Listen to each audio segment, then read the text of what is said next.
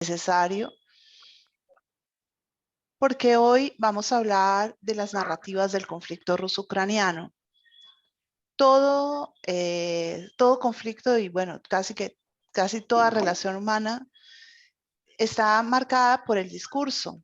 El discurso no es algo que sea irrelevante. La palabra tiene muchísimo poder y sobre todo porque la palabra crea realidad, legitima o deslegitima las acciones. Entonces, nosotros hoy vamos fundamentalmente a hacer un recorrido por la manera en que se ha comunicado ambos bandos por los otros participantes mínimo, porque eso es muy grande. Y de una vez, como les voy avisando, les voy a presentar la propuesta de curso que vamos a realizar, que es un curso que toca a esos dos escenarios. Para nadie es un secreto que este conflicto de Ucrania tiene un grado de relevancia superior a los conflictos que lo han precedido, incluidos los de Irak, Afganistán, Libia, Siria. Todos esos conflictos pasan a un segundo plano frente al conflicto ucraniano. Y esto se debe a una serie de factores. El primero es el escenario, que estamos hablando de Europa, y cualquier enfrentamiento bélico dentro del contexto europeo tiene una implicación enorme por la calidad, si no de los protagonistas, que en este caso estamos hablando con un protagonista que es un peso pesado, que es Rusia, sí de los vecinos, como serán Alemania, Francia, bueno, y el resto de países de la Unión Europea, más el Reino Unido.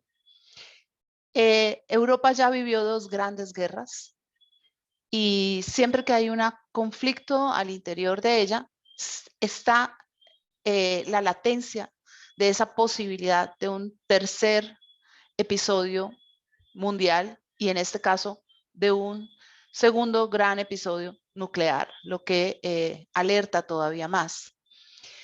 Esto ya me ha puesto en el segundo punto, donde les digo, hay una serie de protagonistas y institucionales, los he llamado así porque no todos son estados, como Rusia, la OTAN, Europa, la Unión Europea, Ucrania, China, y puse la ONU porque ya lo veremos ahorita que voy a detallar un poquito estos ítems.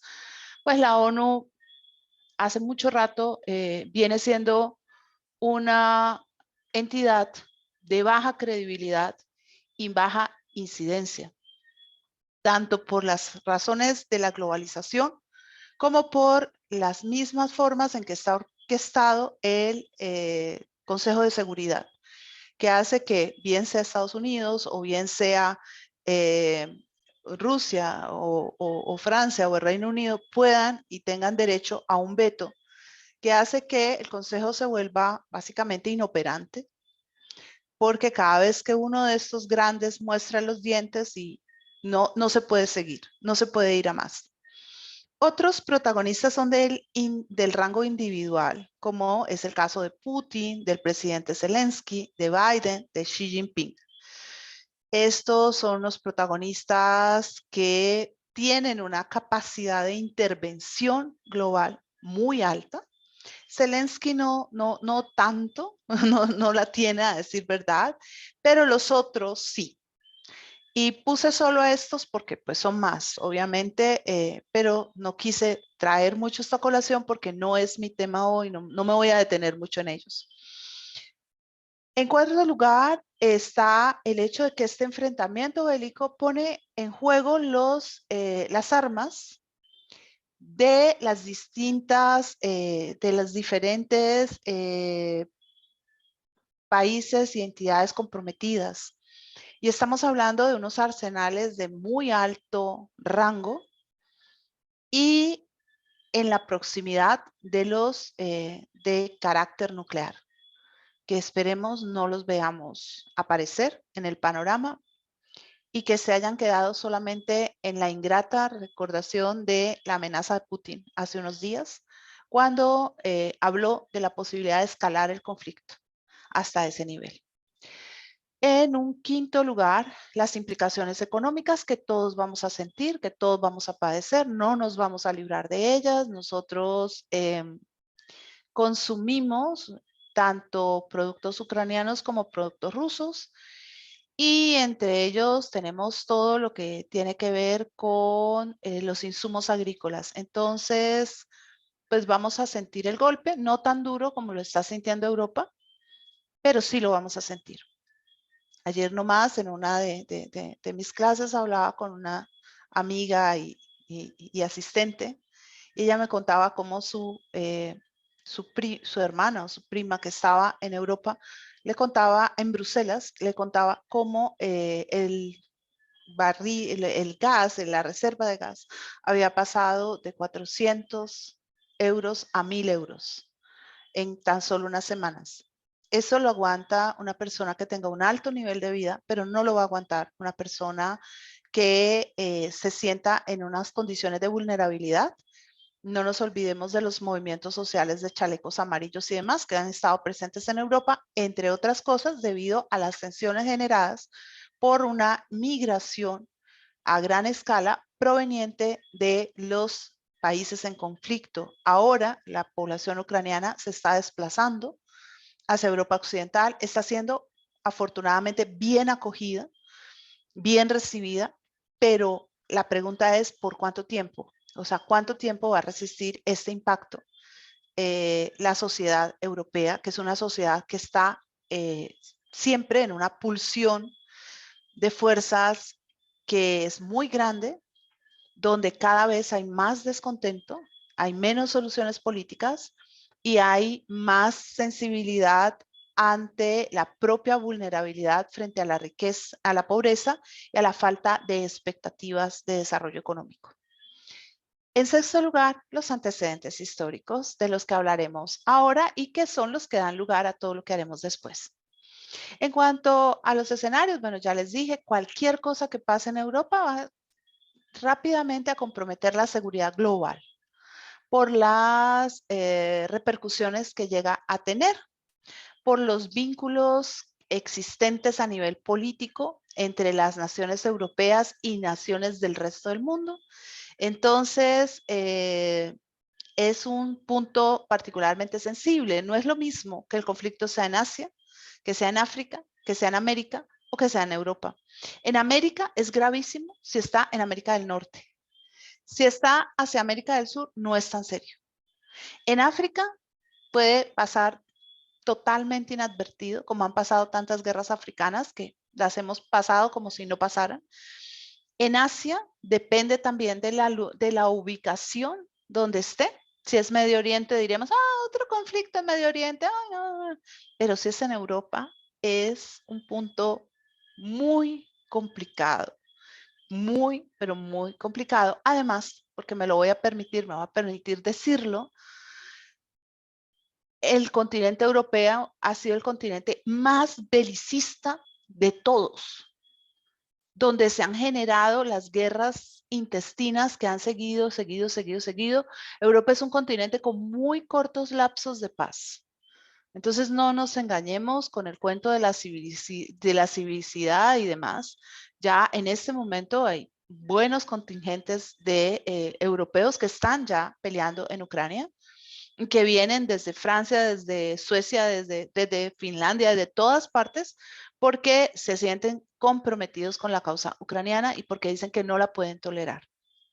Este es el mapa de Ucrania y ahí ustedes donde tienen estas estrellitas y todo van viendo dónde ha atacado Rusia, cómo Rusia ha entrado. Luego vamos a ver cuál es el horizonte que persigue Rusia en esto.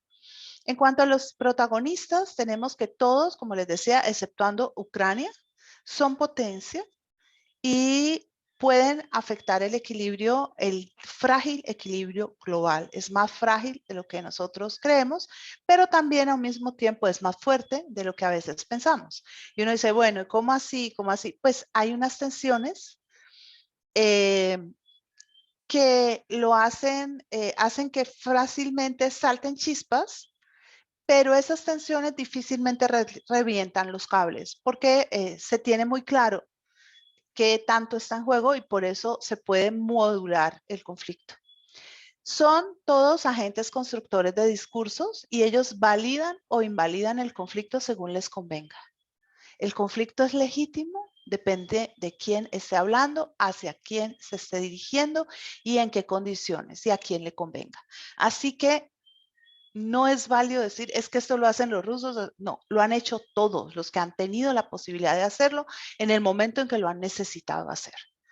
Y es parte de los mecanismos y de los engranajes que se han venido validando a lo largo de los siglos y ha sido algo a lo que nosotros no nos hemos, digamos, nos hemos acostumbrado, pero de lo que no nos hemos siempre percatado.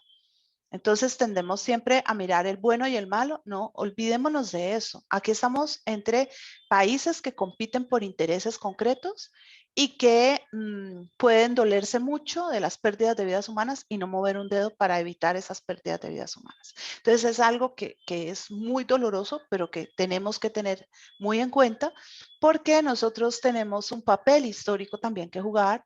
Ese papel tiene que ver con la otra forma de hacer política, que no es la de ir a las urnas o la de hablar de un discurso, sino que tiene que ver con el consumo, que tiene que ver con esa posibilidad de presionar unas ciertas formas de hacer las cosas, haciendo algo que a nosotros de pronto como latinoamericanos nos es muy difícil, que es tomando decisiones a conciencia y decidiendo entonces de esta manera a qué bando apoyamos con nuestras acciones económicas. A nosotros nos cuesta trabajo, a Europa no le cuesta tanto trabajo, a Estados Unidos no le cuesta tanto trabajo y eso se ve en ejemplos anteriores.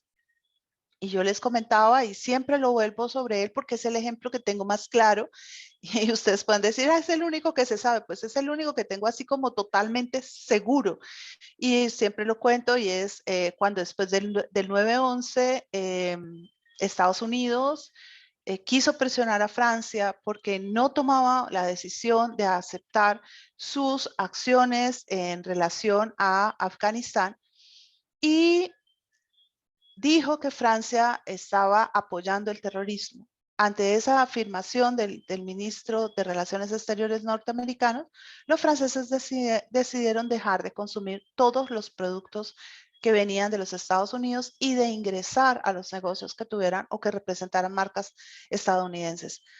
En menos de 8 días, el ministro se disculpaba con la nación francesa. O sea, y eso va a jugar ahora. Eso está jugando ahora. Hay muchos europeos que están diciendo que importa que nos quedemos comprando un gas más caro, cerrémosle la llave a Rusia, no le compremos más gas, sin importar lo que pueda suceder, porque necesitamos defender la política y la libertad.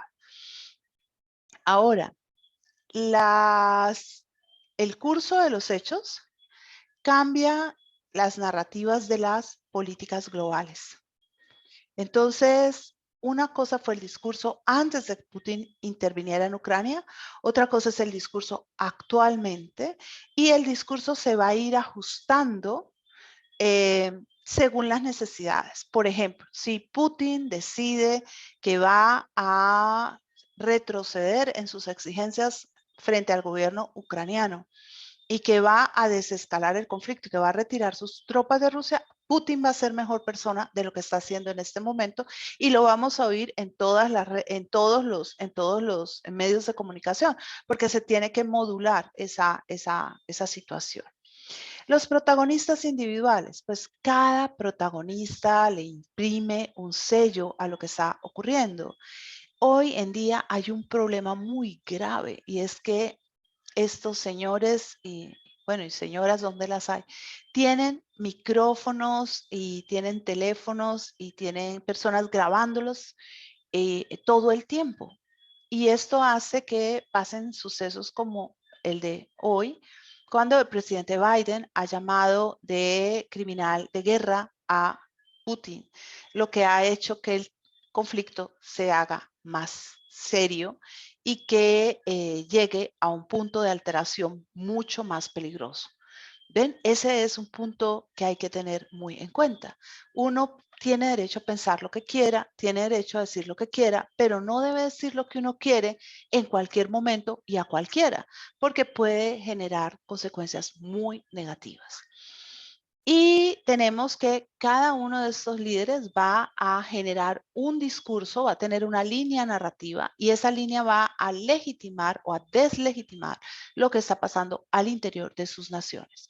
Ya lo del conflicto bélico se los dije, para completar les cuento que quien más ha ganado toda esta guerra, porque ha habido ganadores directos, ha habido por lo menos hasta ahora con total certeza 3 ganadores que están punteando. El primero son las industrias bélicas porque han recibido una demanda de la que no habían tenido en la última década, especialmente por parte de países europeos como Alemania o Francia, que han tenido que renovar sus arsenales que estaban totalmente obsoletos, por lo menos para el manejo de guerras regulares.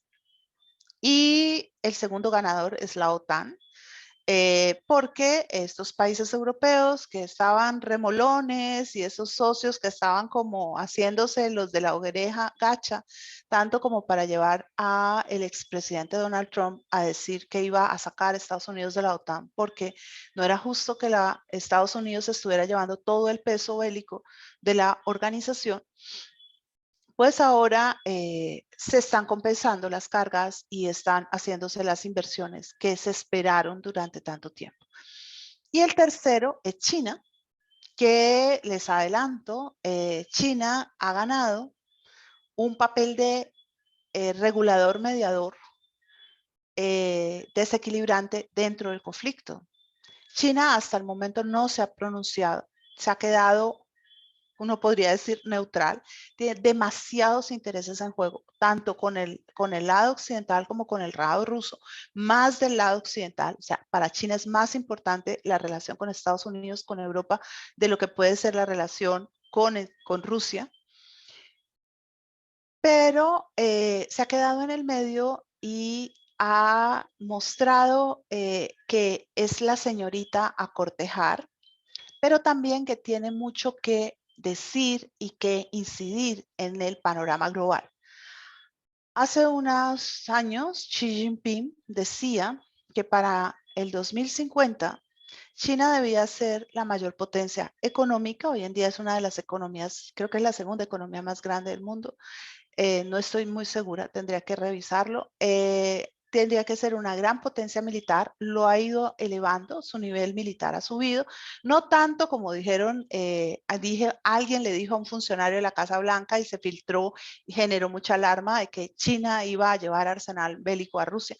Los chinos le compran a los rusos y el arsenal que tiene China no está al nivel que está el arsenal ruso. Así que eso es muy poco probable. Además, su ejército carece de la experiencia digamos, la experiencia en terreno que tienen otros ejércitos como el estadounidense, el ruso mismo, el francés, otros que han estado más tiempo en conflicto, tienen más fogueo. Acuérdense que China viene siendo muy importante y muy grande hace unos 20, 30 años, no antes. Entonces, eso es importante tenerlo en cuenta y ser la principal potencia, una de las principales potencias en lo político. Yo siempre me pregunté cómo lo van a lograr, es decir, cómo va a lograr China posicionarse dentro del concierto de naciones con una gran fortaleza cuando tiene que competir con naciones mucho más pesadas en el ámbito como son Estados Unidos y la misma Rusia.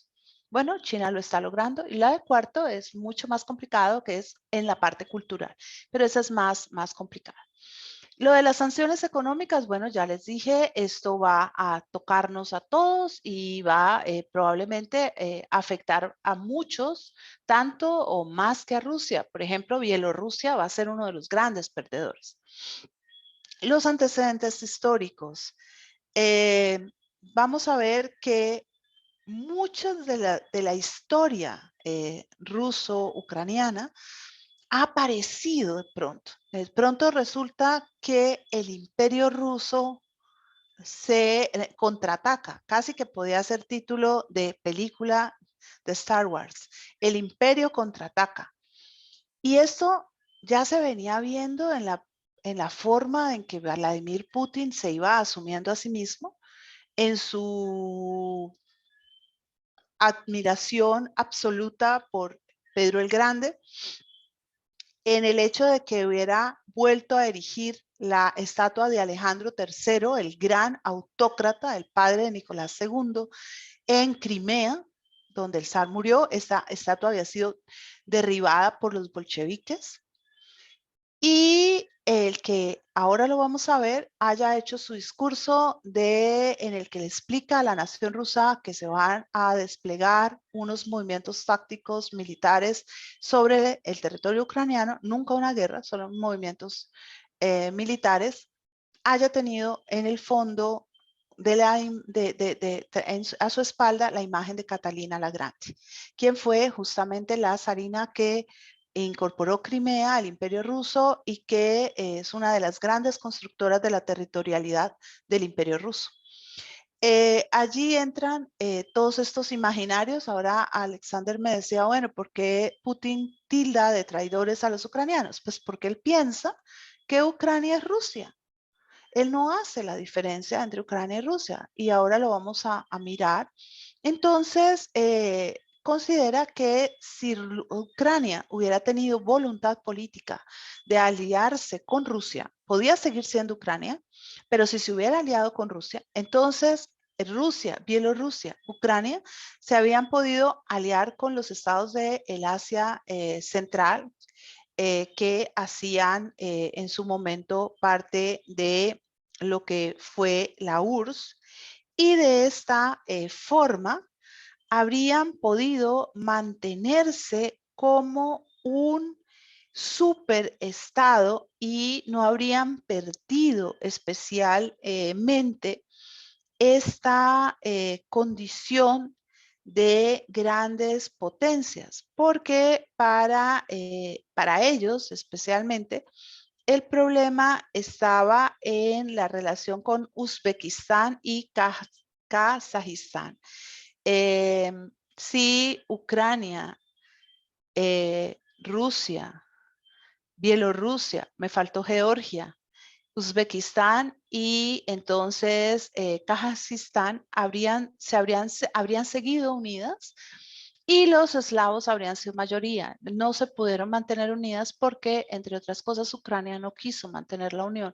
Y entonces, y Georgia tampoco, y entonces Rusia quedaban Bielorrusia y Rusia incluso me faltó uno del Asia Central, habrían quedado en desventaja con la población islámica y eso no lo podían superar.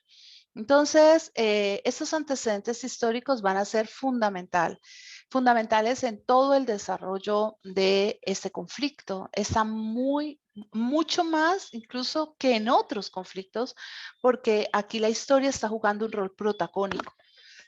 Me disculpan. Les dije que esta invitación, ahora voy a seguir con la charla, tenía también el propósito de contarles un poquito de lo que vamos a hacer en este espacio a partir de la próxima semana, que es un seminario, o son 2 ciclos que se llaman Historia de 2 Naciones, donde vamos sobre todo a reflexionar sobre cómo la historia construye la realidad, la valida o la invalida, tanto en términos de acción individual como de acción colectiva, y cómo nos ayuda a comprender y anticipar esta forma de acción. Saber historia permite construir presente y, por tanto, también futuro. Y vamos a ver cómo este conocimiento nos sirve aún cuando no sea directo, o sea, cuando no estemos viendo nuestra propia historia. A veces es incluso más eficiente porque es más fácil desplazarse hacia el pensamiento sacando del juego las emociones, ¿no? Entonces nosotros vamos a buscar un saber para la vida que nos haga ser más asertivos en la toma de decisiones y que nos permita revisar, sobre todo ser muy críticos. Este va a ser un seminario de historia comparada.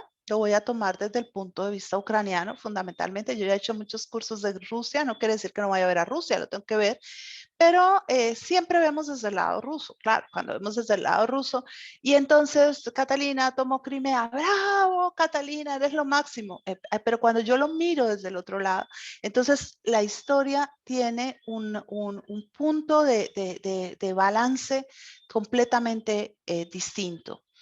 Y esto lo vamos a hacer en relación con lo que está pasando ahorita. O sea, vamos a ver, porque todo el tiempo nos hablan que la Rusia de Kiev, que la invasión, que las batallas, que si los nazis, que si, pues tenemos que saber qué pasó allí.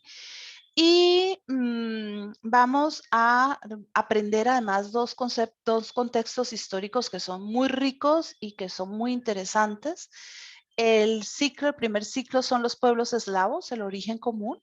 Hay que saber quiénes son estos pueblos y por qué es tan importante tenerlos en cuenta.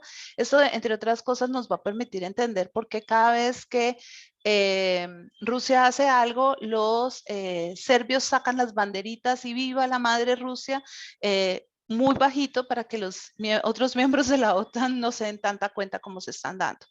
Vamos a hablar de la Rusia de Kiev, que es una fascinación, es anterior a la Rusia de Moscú, y luego vamos a ver cómo pasa la Rusia de Kiev a la Rusia de Moscú.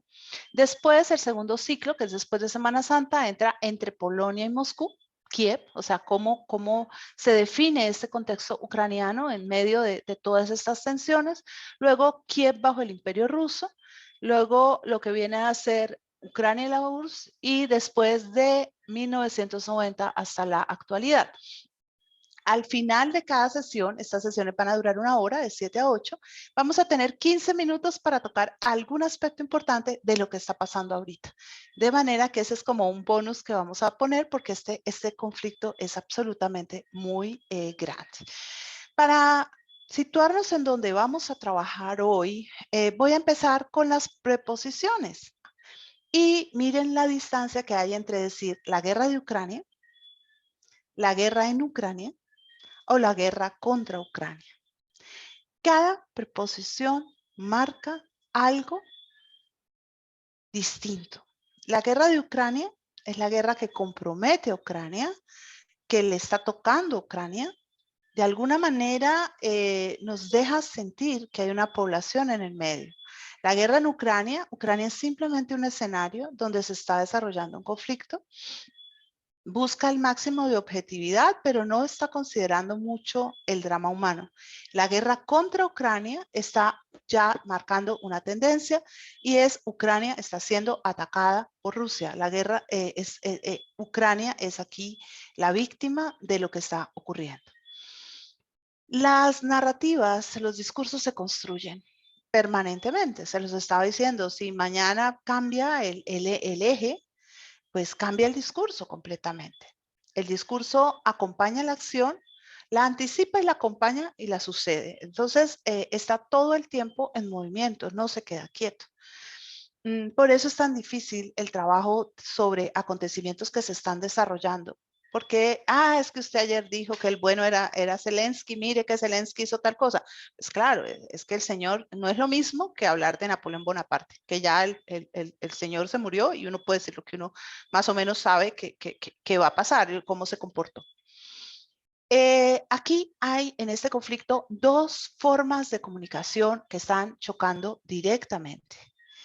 Y esas formas de comunicación comprometen lo que se dice, cómo se dice, desde dónde se dice, y tienen mucho que ver con las imágenes que se construyen para legitimar o deslegitimar las acciones. Nosotros nunca podemos ser ingenuos y pensar que la comunicación es directa, no mediada y que es totalmente objetiva. La comunicación no es objetiva. Uno se comunica para lograr un fin, siempre. Convencer, motivar, para amedrentar, para algo se está comunicando. Aquí hay dos estilos comunicativos. Uno de ellos es cálido, espontáneo, cercano y directo. El otro es frío, calculado, distante, pero también directo. Ahora, ¿cuál va a imperar? ¿Cuál logra más efectos? Eso es lo que vamos a mirar. Eso es lo que tenemos que ver. Nos gustaría decir, no, el mejor es el cálido, espontáneo, cercano y directo. Vamos a ver. Tenemos que pensarlo. Ahora, En este caso, estamos hablando de una comunicación abierta de el presidente Zelensky, por lo menos así lo ve mucha gente, contra la propaganda de Putin, contra la forma ya, digamos, diseñada del discurso de Putin. Lo primero que hay que decir es que para Putin, Zelensky no es más que un actor, un payaso, es alguien por quien no tienen mayor respeto. La invasión se hizo justamente considerando una baja en la aceptación del presidente de Ucrania. Porque resulta que Zelensky, sí, realmente un actor de primera, muy buen cómico, muy buen actor, antes de ser elegido presidente había protagonizado una película en la que él era un profesor al que le ofrecían ser presidente de Ucrania, cosa que él aceptaba. Bueno, y tenía muchos vericuetos. Pues ya ustedes se pueden imaginar que para Putin, ex agente de la KGB, Zelensky no es la persona por la que él va a sentir respeto. Ya de por sí no estaba dispuesto a sentir respeto por ningún ucraniano que no fuera prorruso. Entonces, eso marca. Pero cuando hay un diálogo y uno de los interlocutores es impugnado por completo por el otro o desconocido por el otro, ya tenemos un problema de fondo bastante serio. Vamos a ver cómo es el modelo de Zelensky. En primer lugar, él ha mostrado una capacidad única para captar el interés de su interlocutor.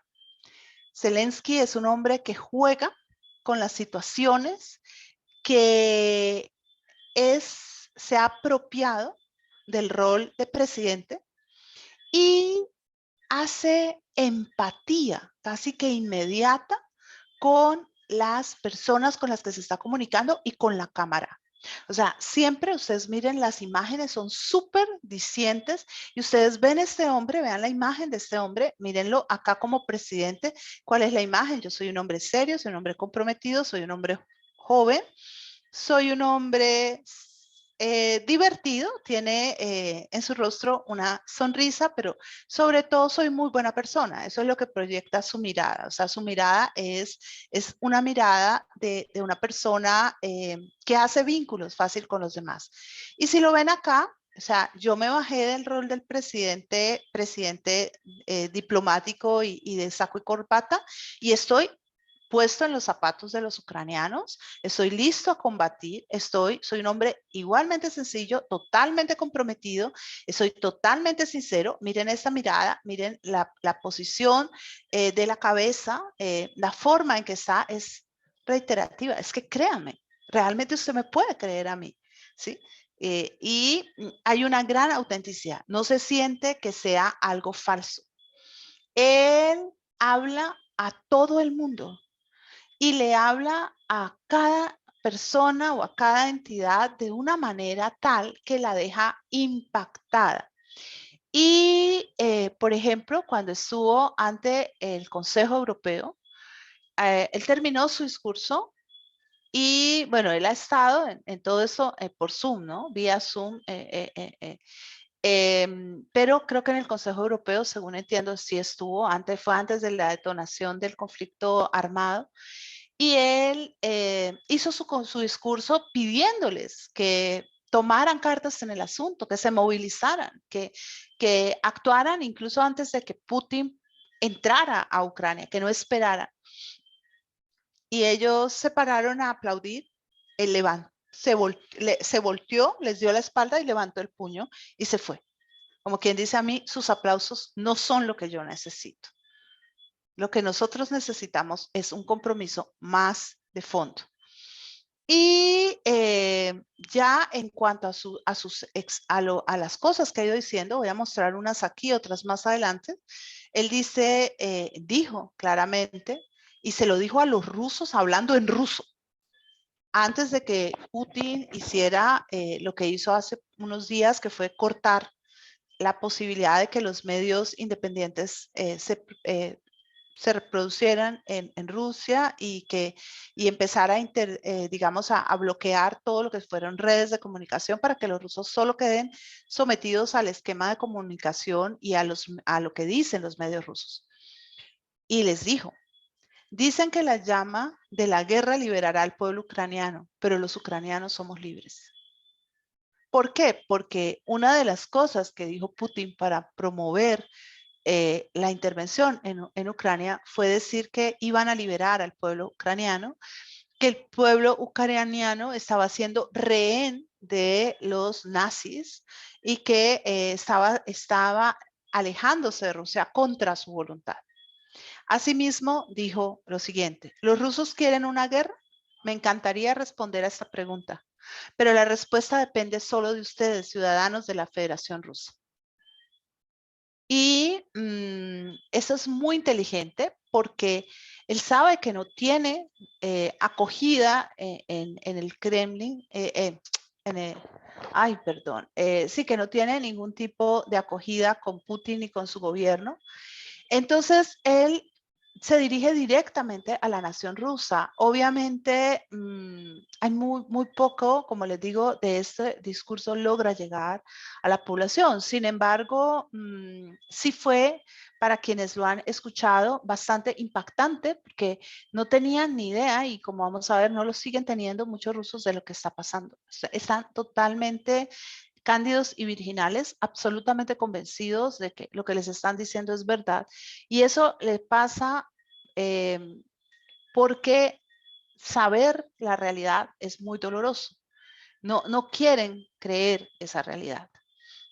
Primero porque no quieren una guerra. Los recuerdos para los rusos de las guerras son muy duros. Y segundo, porque no quieren una guerra con Ucrania. Muchos rusos tienen vínculos muy fuertes con Ucrania, entonces sí sienten más cercanos a los ucranianos que a otros pueblos del mundo, los sienten más como hermanos, entonces se sienten que es un fratricidio lo que se está cometiendo.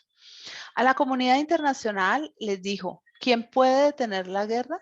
Las personas, y estas personas están entre ustedes, estoy seguro.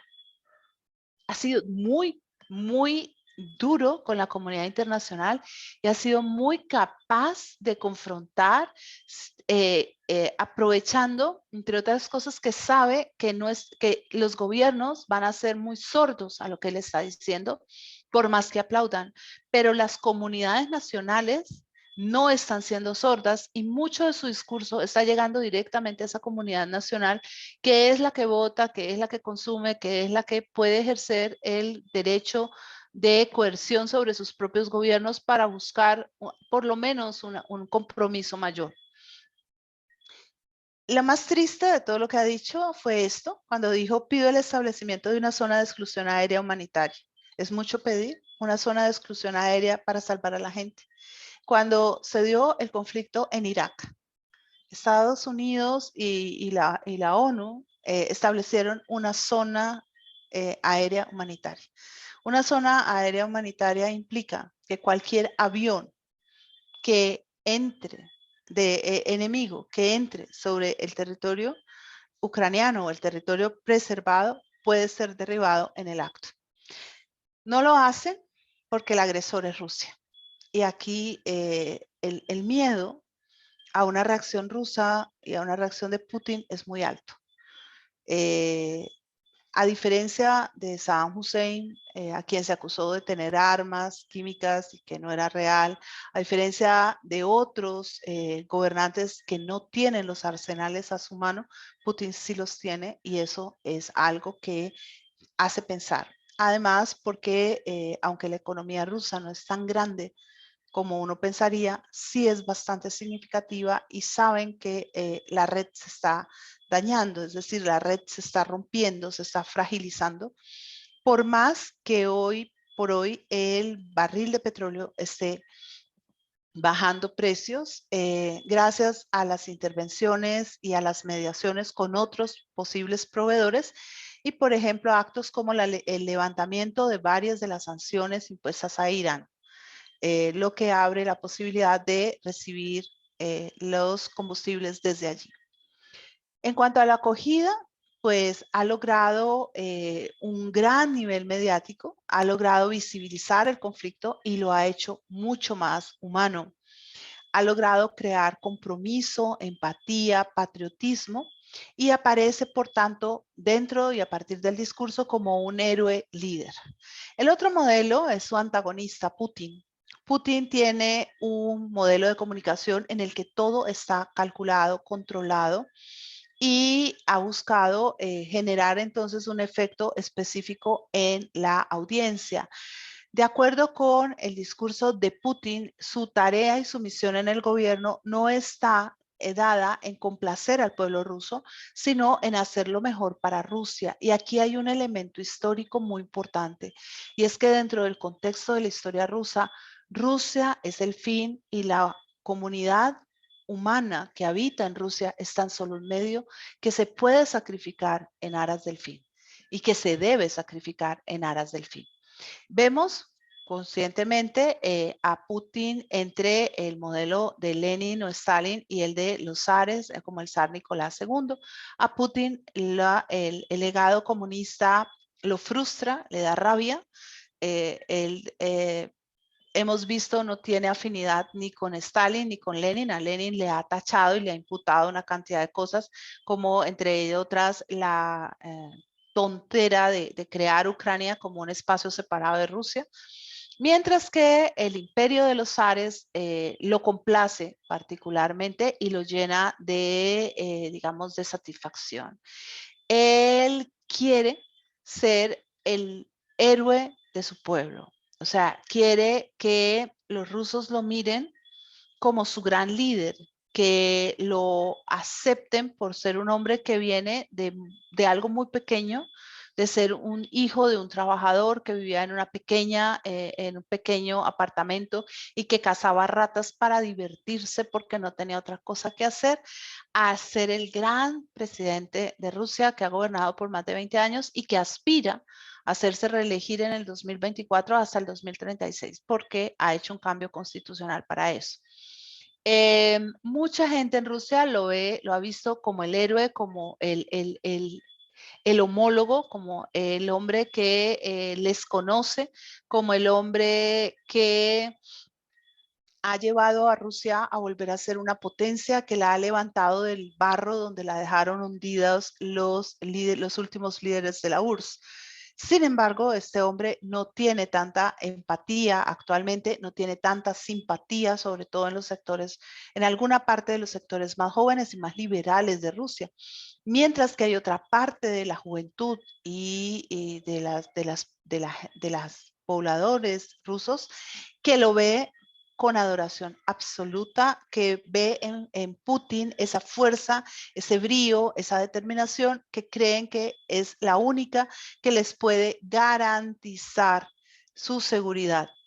A diferencia de Zelensky, que se ha puesto el uniforme militar y que ha estado permanentemente en movimiento, visitando tropas y demás, Putin se ve rodeado de sus generales, pero siempre en la posición de el presidente. Él busca ser asimilado, más como el exagente de la KGB, como casi la versión rusa de James Bond, y no como un militar más, aunque cuando capturaron Crimea apareció con traje militar.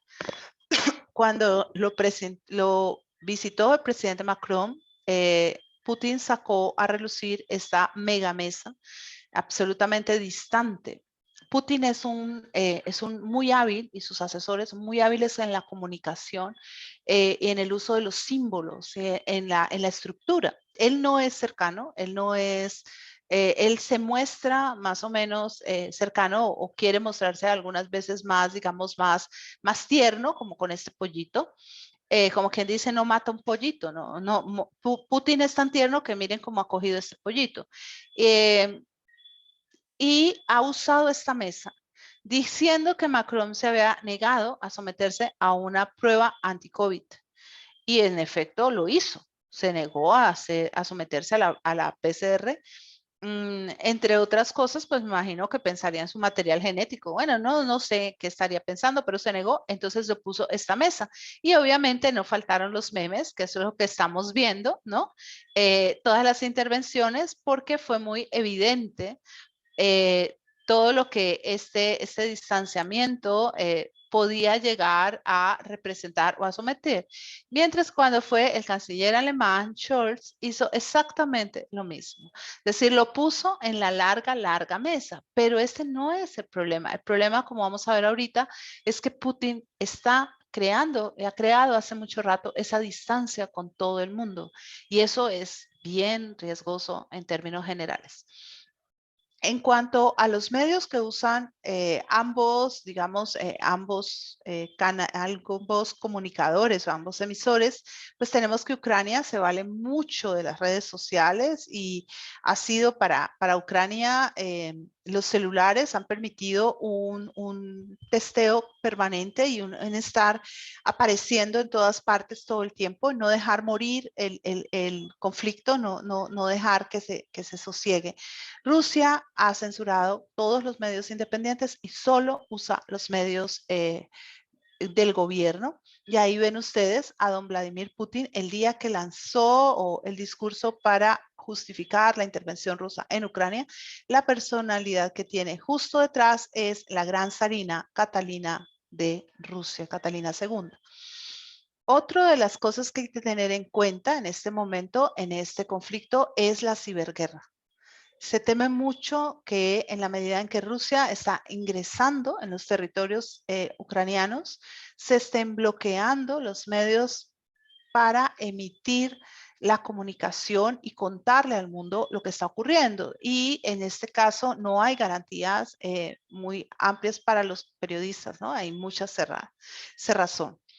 En cuanto a la narrativa, ya no de los presidentes, sino de las naciones, la narrativa de quienes los representan, la narrativa ucraniana va a basarse fundamentalmente en el principio de unidad para combatir a los invasores hasta la última gota de sangre. Eso es lo más grave, porque es que Ucrania no se va a rendir, porque no se ha rendido nunca.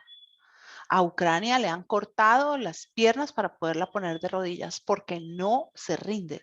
La igualdad con la comunidad europea ya tristemente se han dado cuenta de que no la van a obtener, que Europa no va a correr el riesgo de involucrar a Ucrania porque no quiere tener que responder frente a las amenazas o frente a las acciones de un Vladimir Putin o de cualquier líder ruso.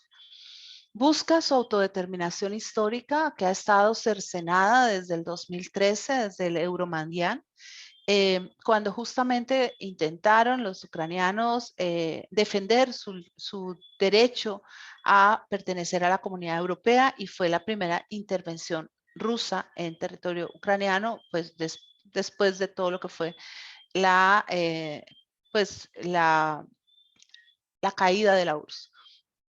Van a hablar de defensa de la patria, de la libertad, de la vida, de la dignidad, la resistencia y el heroísmo.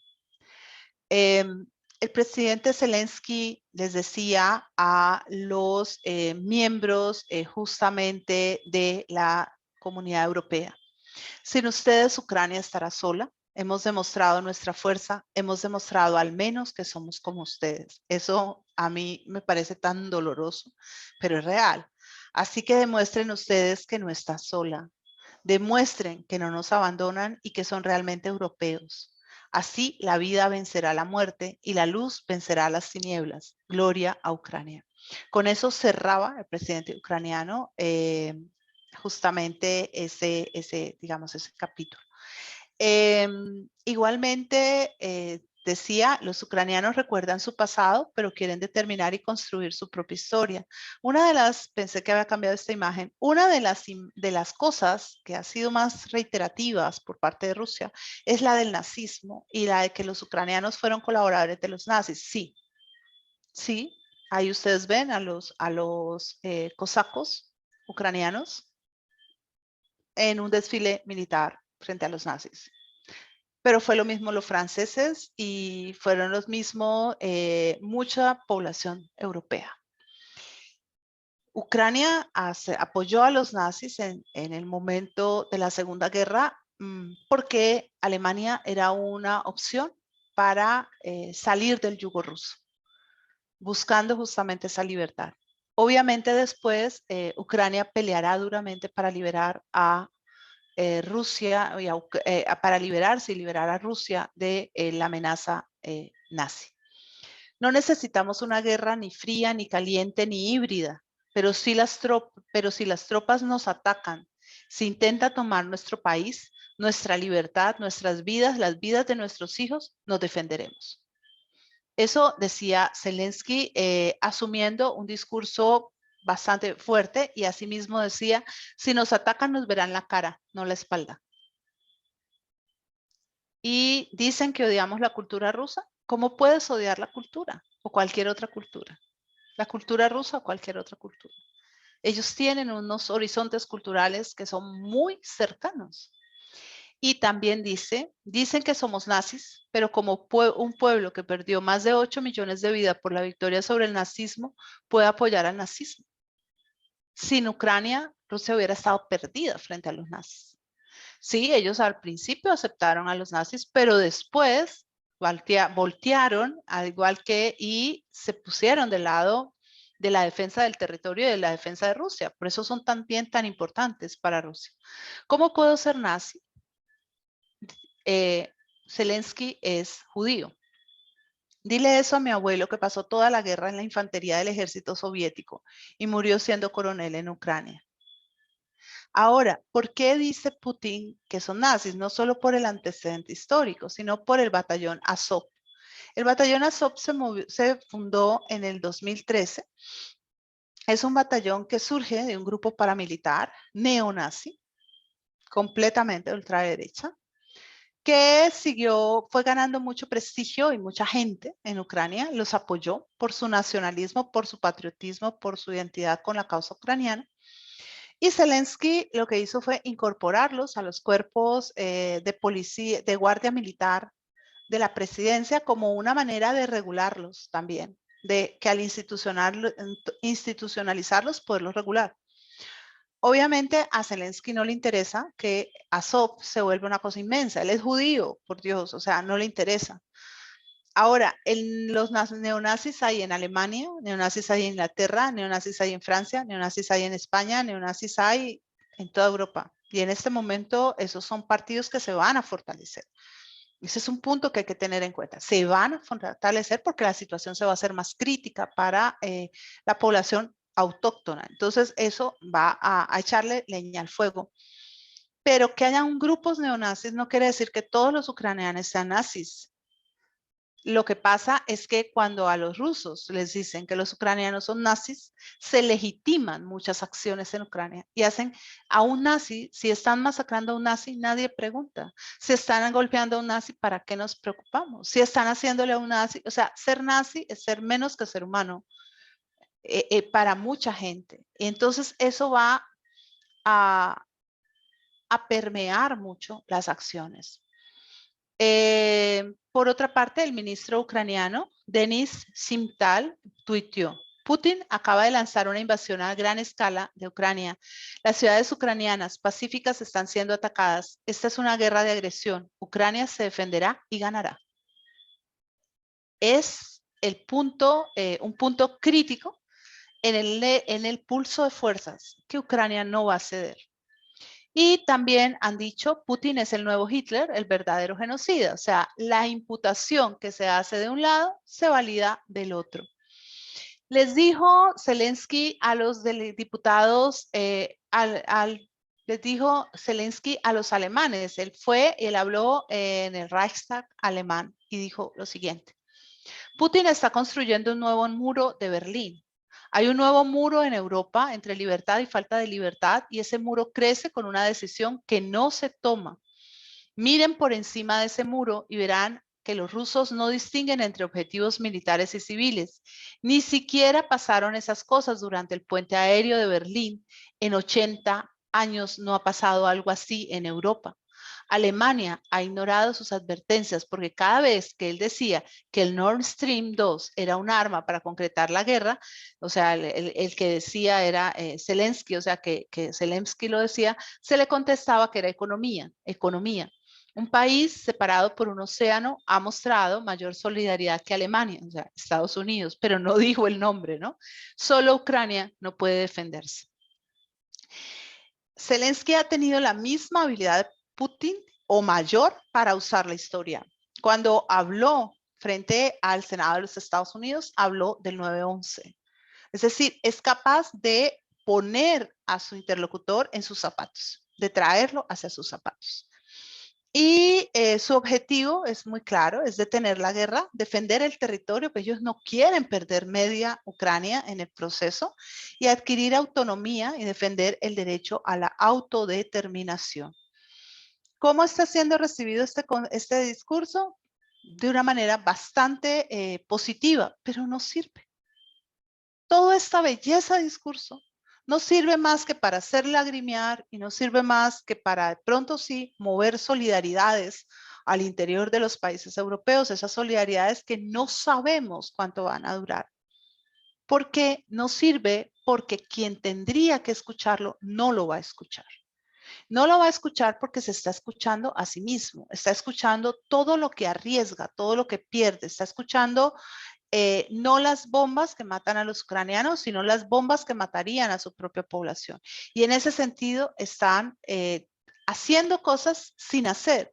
Me preocupa mucho que las cosas que hacen no creo que vayan a ayudar a desescalar el conflicto, no lo han desescalado, sino que le están echando madera y lo están avivando. De un modo u otro, entre más se arrincona económicamente a Rusia, lo único que se logra es que Rusia sea cada vez más violenta frente a Ucrania.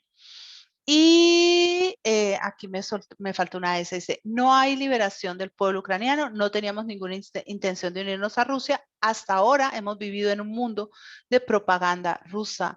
No somos nazis, estamos siendo invadidos por los nazis rusos, estamos enfrentando a uno de los ejércitos más poderosos del mundo y estamos haciéndolo muy bien con nuestras propias fuerzas. Ellos saben que no van a recibir ayuda. Ya lo tienen muy claro. No van a recibir ayuda. La OTAN, ni la Unión Europea, ni Estados Unidos, más allá de mandar dinero, un dinero que no sabemos qué tanto va a alcanzar, no les van a ayudar. Y en este momento ellos dicen que se están acostumbrando ya a los bombardeos. Mucha gente ha salido de Ucrania y ha vuelto a Ucrania, entre otras cosas porque afirman que no soportan no saber qué pasa con sus seres queridos, que prefieren morir en Ucrania que vivir en otro lugar. En cuanto al gobierno ruso, está terminantemente prohibido el término de guerra, no se puede usar. Se habla de una operación militar especial. Se les ha dicho a los madres y a las personas en Rusia que el ejército que se está usando es ejército profesional, que no se está usando a gente muy joven o inexperta. Se les ha hablado de que se está salvando a los ciudadanos rusos del genocidio. Para eso se han usado imágenes de las repúblicas del Donbass y del Luhansk, en donde vemos a personas que obviamente estaban sometidas a un proceso de guerra continua, porque desde el 2013 hasta hoy nunca hubo un cese al fuego.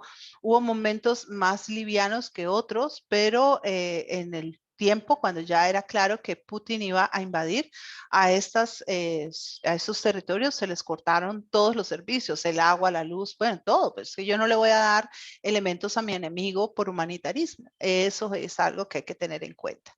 Se habla de la desnazificación y de la desnacionalización. O sea, ellos no quieren en Rusia, el gobierno ruso es muy claro en que no quiere una nación ucraniana. Quiere una nación rusa que puede vivir en Ucrania, pero que sea totalmente pareja con Rusia y que esté absolutamente al igual que Rusia. Quieren llevar ante la justicia a los ucranianos y a todos aquellos que han mancillado a Rusia. Quieren visibilizar a Rusia, ya lo hicieron, como una gran potencia. Ese es el problema, que no hay forma de que Rusia, no hay forma fácil de que Rusia salga siendo la gran potencia que Rusia quiere ser. Es muy complicado porque si Rusia se queda con los territorios que se quiere quedar, desmembrando a Ucrania, sienta un precedente histórico muy serio que podría ponernos ante un nuevo escenario, esta vez en relación de China y Taiwán. Y ahí, mejor dicho, ahí sí vuelve a ser Troya porque se vuelve a alborotar el avispero.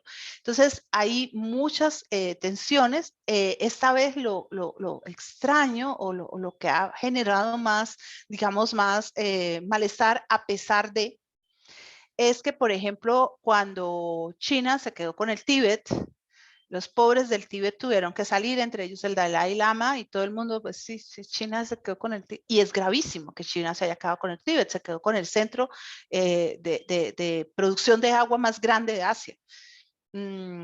Pero nadie ha ido más lejos ni a ponerle las sanciones o fuertes ni nada porque no alborotemos el avispero. Pero en Ucrania sí se alborotó el avispero de una manera gravísima. Entonces, porque es una sin salida. Y ahí el problema es que tanto Tíbet tendría derecho a ser autónomo como Ucrania tiene derecho a ser autónoma y a mantener su integridad territorial. Entonces, la cuestión es, se manejan distintos los conflictos y en este caso se manejan muy atropelladamente. A mí eso, perdónenme, pero eso me preocupa y no porque quiera que le den gusto a Putin. No, me encantaría que esta situación finalizara por el bien de ambas naciones, por el bien de los rusos, bueno, de todas las naciones, de los rusos, de los bielorrusos y de los ucranianos principalmente, pero la veo complicada. Dice además que va a poner fin a los recurrentes abusos de la OTAN contra Rusia. Lo interesante es que Rusia no se había movilizado en tanto la OTAN fue creciendo, creciendo, creciendo, creciendo, hasta que se llegó al punto de Ucrania, cuando en el año pasado, en octubre del 2021, Zelensky y su gabinete y propusieron no solo la integración de Ucrania a la Unión Europea, sino a la OTAN. No bien Rusia oyó eso, inmediatamente se disparó el conflicto. Ahora, poner, ellos dicen, Ucrania y Rusia son un solo pueblo que no puede ser separado por medios artificiales. Es toda la negación de la historia de Ucrania. Es como si Ucrania no fuera real. Es como si Ucrania jamás hubiera existido. Ucrania es algo irrelevante. Sus objetivos: establecer un control militar en el este de Ucrania, cerrar el acceso de Ucrania al Mar Negro, legitimar su expansión territorial y que se levanten las sanciones económicas. Los rusos no son la gran incógnita. Sabemos que hay mucho miedo, hay mucha desconfianza, que hay una amenaza de 15 años de cárcel para quien hable en contra de la guerra de Ucrania o hable el término guerra. El término guerra está sancionado, está totalmente censurado. Asimismo estuvo censurado cuando el conflicto de Afganistán, existiendo la Unión Soviética. Entonces, eso es bajarle la representatividad a la situación frente a la nación rusa. En el último tiempo, no son pocos los periodistas rusos que han desaparecido muertos. Por lo menos ya van 10 que murieron a raíz de todo el asunto del opositor de Putin. Y algunas personas en Rusia dicen, sí, sí, sí, sabemos que está muriendo gente en Ucrania, pero eso no nos parece tan grave, no es tan horrible y no tenemos qué hacer, no sabemos qué hacer.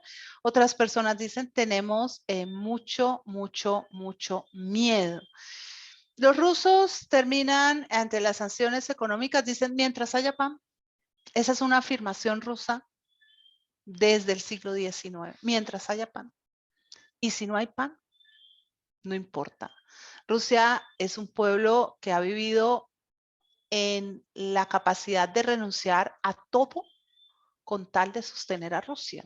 Acuérdense que cuando Napoleón, cuando los nazis queman sus propias cosechas y se condenan a sí mismos a morir de hambre con tal de matar al enemigo por el mismo método.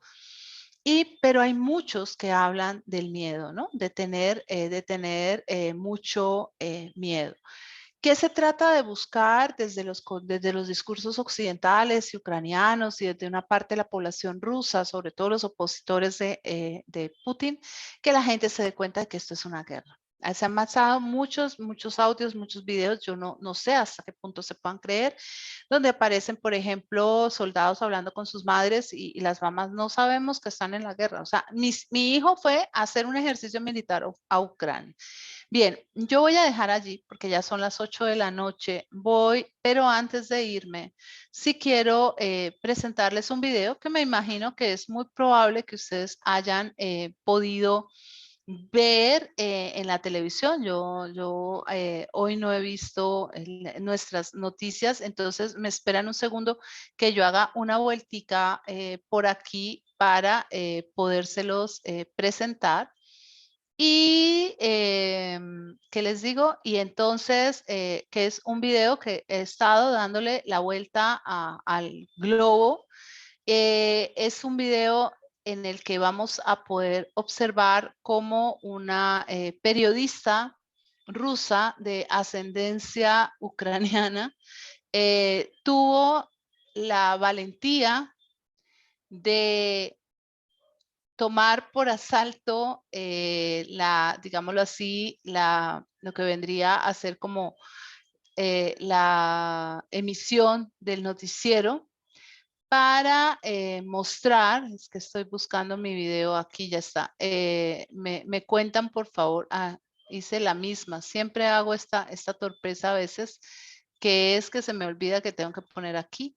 Bueno, de tomar alto el foro noticioso y manifestar su oposición a lo que está pasando en Ucrania. Se los voy a poner un momentico y ahora nos despedimos. Pero no se oye. Es que lo tengo divino, lo tengo lo tengo aquí. Espérenme un minuto que le tengo que poner para que se oiga. Ya, listo. En Rusia, una periodista irrumpió en la emisión en directo del noticiero nocturno de uno de los principales canales de la televisión estatal, esgrimiendo un cartel contra la guerra de Ucrania. Se trata de la redactora Marina Ovsyannikova, quien trabajaba en ese medio de comunicación. En la pancarta pedía el fin de la guerra y continuaba en ruso. No crean en la propaganda, aquí les están mintiendo, decía.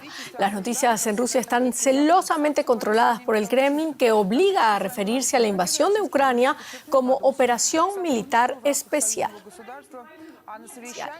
La mujer fue detenida tras su protesta y varias organizaciones y activistas por los derechos humanos se han intentado poner en contacto con ella sin éxito. Antes de su arresto. Perdón, antes de que sigamos, fíjense en el collar que tiene, ¿no? Tiene un collar en el que está intercalando la bandera rusa con la bandera ucraniana. Entonces, ustedes ven aquí, acá está la bandera rusa y al otro lado está la bandera ucraniana, ambas unidas, ¿sí? Pero ella dice que ella tiene familia, ella tiene orígenes ucranianos, no puede aceptar lo que está pasando. Grabó el siguiente video. En los últimos años, lamentablemente, trabajé para la propaganda del Kremlin en el Canal 1 y me avergüenza enormemente haber permitido que se emitieran tales mentiras, permitiendo el lavado de cerebro del pueblo ruso. No dijimos nada en 2014 cuando todo esto empezó, ni salimos a protestar cuando el Kremlin envenenó a Navalny. Observamos en silencio a este régimen inhumano y ahora el mundo entero nos da la espalda. Ni en 10 generaciones podremos limpiar la vergüenza de esta guerra fratricida. En este momento se teme mucho por qué pasó con ella. Se teme mucho que no vuelva a aparecer. Bien, espero, no sé si tienen alguna pregunta. Se suponía que iba a ser breve, se suponía que iban a ser 40 minutos. A mí este tema, ya se dieron cuenta, me apasiona, por eso como colorario de cada clase espero poder ir ampliando, porque es un tema muy grande y es muy importante. O sea, es muy importante pensarlo. Como les digo, yo hago este análisis pensando en Rusia y Ucrania. Ustedes lo pueden llevar a cualquier panorama donde lo quieran situar y vale la pena hacerlo. No sé si tengan alguna pregunta, algún comentario. Me disculpan que estoy un poco indispuesta, entonces por eso. Estuviste genial, Gilmita. Muchas gracias. Gracias, Bueno, maestra. Sí, mucho muchas para gracias. Gracias, reflexionar. como siempre, espectacular. Muchas gracias. Sensacional, Gilmita. Mil gracias. Muchas Muchas gracias. gracias a ustedes por Gracias, acompañarnos. profesora. Un abrazo muy grande. Que tengan una feliz noche, muy buen descanso y ojalá se animen. Va a ser algo muy bonito, se los garantizo.